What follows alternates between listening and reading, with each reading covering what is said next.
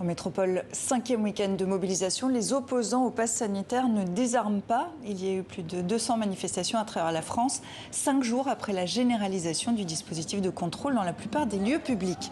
Avec nous, Michel Vivorca, vous êtes sociologue, merci d'être avec nous, bonsoir. 5e samedi de manifestation au cœur de l'été. Est-ce que vous diriez que le mouvement s'inscrit désormais dans la durée ? On ne peut jamais savoir. En tout cas, il est en phase ascendante. Je pense qu'il y aura des événements nouveaux à la rentrée, d'une part dans le domaine de l'éducation, d'autre part parce que le monde du travail va reprendre et tout n'est pas réglé loin de là. Est-ce que le fait que les gens se vaccinent de plus en plus et soient très nombreux à être vaccinés ne va-t-il pas obliger ce mouvement à s'infléchir ? On peut déjà difficilement comprendre ce qui se passe. Alors imaginez la suite, c'est encore plus difficile. Et si la France qui se vaccine manifestait à son tour, que se passerait-il ? Écoutez, on vient de voir les images de ce qui se passe aux Antilles. Je pense que ça montrerait ce que la vaccination évite.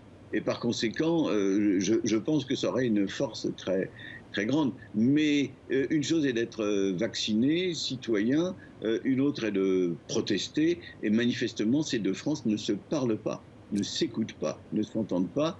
Et le monde politique est très très mal à son aise, y compris au niveau du pouvoir. Après les Gilets jaunes, est-ce que c'est une nouvelle fracture à 8 mois de l'élection présidentielle ?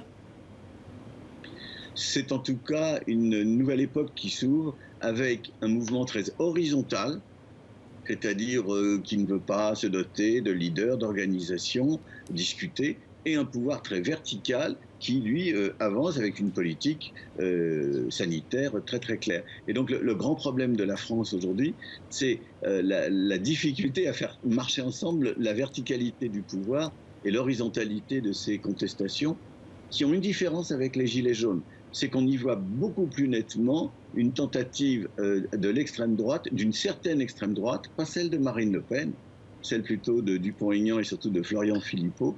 On y voit une tentative d'une certaine extrême droite, justement de verticaliser le mouvement.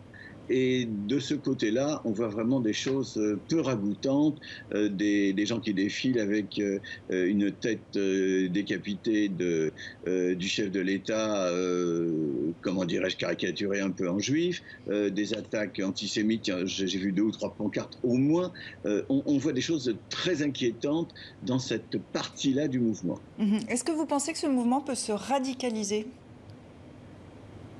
Il l'est déjà en partie. Alors, il n'est pas violent pour l'instant. Les Vlaams-Blok et autres acteurs violents ne sont pas intervenus. C'est peut-être parce que c'est l'été et que les étudiants et les couches moyennes qui agissent en Vlaams-Blok ne sont pas là. Mais en tout cas, pour l'instant, on ne les a pas vus. Donc, ce n'est pas un mouvement qui passe à la violence.